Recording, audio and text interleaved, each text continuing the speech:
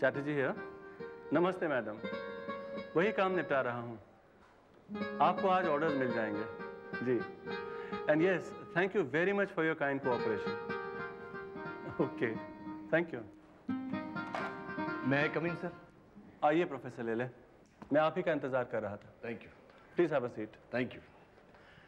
And now let's come straight to the point. Yes. Professor Wagle के बाद economics के head of the department की जगह भरनी थी। हाँ, और कई अटकलें भी लगाई जा रही थी। मामला ज्यादा पेचीदा नहीं था। इस पोस्ट के सिर्फ 2 ही दावेदार थे, एक आप और एक प्रोफेसर सुधा दीक्षित। मैनेजमेंट ने मुझसे मेरी राय पूछी थी, मैंने अपना निर्णय उन्हें सुना दिया। अच्छा, निर्णय हो गया सर? हाँ, क्यों, कोई दिक्कत? नहीं, कोई दिक्कत नहीं है। हम सिर्फ इतना कहना चाहते थे कि हमें एक मौका दिया जाए अपनी भावनाएं व्यक्त करने का। जरूर, बोलिए क्या कहना चाहते हैं।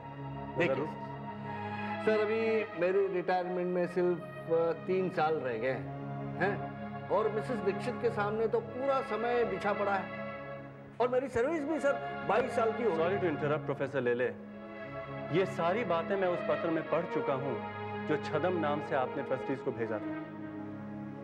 ये आप क्या कह रहे हैं सर? प्रोफेसर लेले, आप अच्छी तरह जानते हैं कि बिना ठोस सबूत के मैं कोई बात नहीं करता। यही नहीं, आपने प्रोफेसर्स के ग्रुप से सिफारिश करवाकर मैडम अग्रवाल से भी अपनी पैरवी करवाई। नहीं नहीं सर, मुझे ऐसा लगता है कि कोई मेरे खिलाफ किसी को, आपको, सबको भड़का रहा है।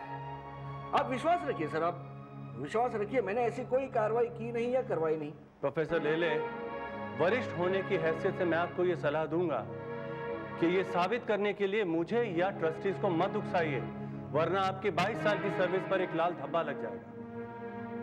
प्रमोशन के लिए सर्विस की एक लंबी दूरी काफी नहीं होती है, उस दूरी के दरमियान किए गए कारनामे भी महत्व रखते हैं। मेरा रिकॉर्ड बिल्कुल साफ है सर, आप चाहे तो देख सकते हैं। आपको क्या लगता है मैं बिना देखे बोल रहा हूं? पिछले 22 साल के आपके परफॉर्मेंस का पूरा हिसाब मेरी जुबान पर है। बोलिए तो सुना दूं। विद्यार्थियों के साथ आपका बर्ताव, सहयोगी प्रोफेसर्स के साथ आपका एटीट्यूड, उनकी आपके बारे में राय, ये सब उतने ही महत्व रखते हैं जितना कि आपके विषय के परिणामों का ग्राफ। आप कीजिएगा सर, अगर निर्णय हो चुका है तो फिर ये चर्चा करने का क्या मतलब है? इसका मतलब ये था प्रोफेसर लेले कि मैं फाइनल ऑर्डर्स पर हस्ताक्षर करने से पहले अपने आप को जांचना चाह रहा था। मैं भी एक इंसान हूं, मुझसे भी गलती हो सकती थी, इसीलिए मैंने आपको एक मौका दिया। कानूनी भाषा में इसे अपॉर्चुनिटी ऑफ हियरिंग कहते हैं। लेकिन आपसे बातें करने के बाद, आपकी दलीलें सुनने के बाद मुझे विश्वास हो गया है कि मैंने निर्णय सही लिया है। तो मुझे आज्ञा दीजिए सर। जी, लेकिन जाते जाते मेरा एक मशवरा सुनते जाइए। मैं आशा करता हूं कि इस निर्णय का असर आपके बाकी बचे 3 वर्षों की सर्विस पर नहीं होगा।